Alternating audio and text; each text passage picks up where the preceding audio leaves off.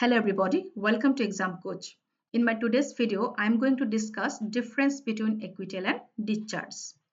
So let's get started. Difference between acquittal and discharge. Both are confusion was an acquittal or discharge to ek but they are not same. There are some differences between acquittal and discharge. First, I will discuss what is acquittal and what is discharge. So acquittal বুলিলে আমি কি বুঝো একদম simply বুজিবলে হলে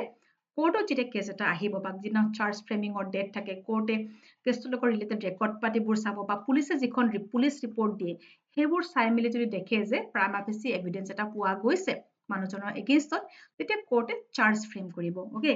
charge frame কৰাৰ পিছত যেতিয়া ট্ৰায়ালৰ প্ৰসিডিংটো start হ'ব কমপ্লেইনেন্টৰ সাক্ষী ল'ব কমপ্লেইনেন্টৰ উইটনেছেছ বিলাকৰ সাক্ষী ল'ব ঠিক তেনেকে একিউজডৰ সাক্ষী ল'ব একিউজডৰ উইটনেছেছ বিলাকৰ সাক্ষী ল'ব ওকে তাৰপিছত ক্ৰছ এক্সামাইন হ'ব argument হ'ব after that the court comes to the conclusion that he is not guilty of offense comes to the conclusion means তেতিয়া কোৰ্টে জাজমেন্টটো লিখিব ওকে যদি কোৰ্ট ট্ৰায়ালটো দ্বাৰা ষ্টাবলিশ হয় যে মানুহজন গিল্টি নহয় বা তেখেতৰ ইনোচেন্সটো ষ্টাবলিশ হয় একুইজ পাৰ্সনজনৰ তেতিয়া কোৰ্টে একুইজ পাৰ্সনজনক একুইট কৰিব দ্যাট মিন্স একুইটেল অৰ্ডাৰটো দিব that's why equital is the final stage of trial okay or acquittal to hoy hoda after framing of charge on the other hand discharge is an earlier stage of trial before framing of charge discharge or khetroru jetia jidinakhon charge framing or date thake court কোৰ্টৰ লগত কেছৰ লগত related record পাতিবোৰ consider কৰিব police ৰিপৰ্টবোৰ চাই যদি তেখেতে দেখে যে there is no prima facie evidence against the accused কোনো prima facie evidence নাই তেতিয়া পাৰ্সনজনক কি কৰিব পাৰে ডিসচাৰ্জ কৰে ওকে কিন্তু ডিসচাৰ্জৰ অৰ্ডাৰটো এইটো নবুজায় যে তেখেত ইনোচেন্স বা তেখেতৰ গিল্টি নহয় বুলি সেই কথা কোনো ধৰণৰ কথা ডিসচাৰ্জৰ অৰ্ডাৰৰ ক্ষেত্ৰত নহয় কিন্তু একুইটেলত কি হয় ইনোচেন্সটো ষ্টাবলিশ হয় okay and accused can be discharged under section 239 245 and 249 of CRPC. So, a section gita cite okay. So, thus discharge simply means that accused should not be charged and be subjected to trial by court of law.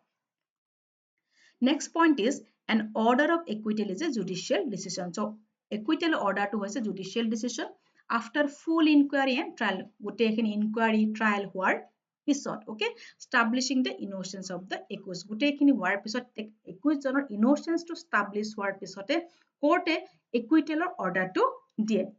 so the order of acquittal is a judicial decision on the other hand an order of discharge means that there is no prima facie evidence against the accused to justify further inquiry in relation to the charge but such order does not establish anything regarding the guilt of the accused মই already আগৰ point discuss কৰিলো যে কিন্তু discharge order person জনৰ guilt establish বা regarding guilt innocence ৰ ক্ষেত্ৰত কোনো তেনেকুৱা ধৰণৰ হেতু নবুজায় discharge নবুজায় যে innocence টো establish হৈছে okay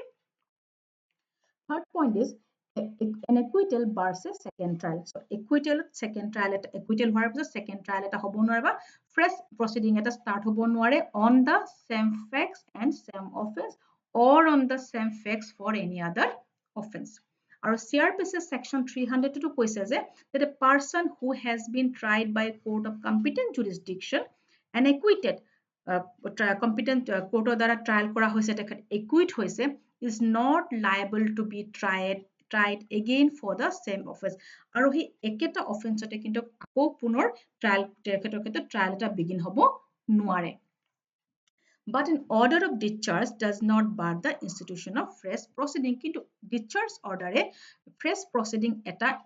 institute what কোনো bar discharge ক্ষেত্ৰত কোনো bar নাথাকে when new and better evidence becomes available against যদি নতুন বা better evidence পায় তেতিয়া হলে fresh proceeding এটা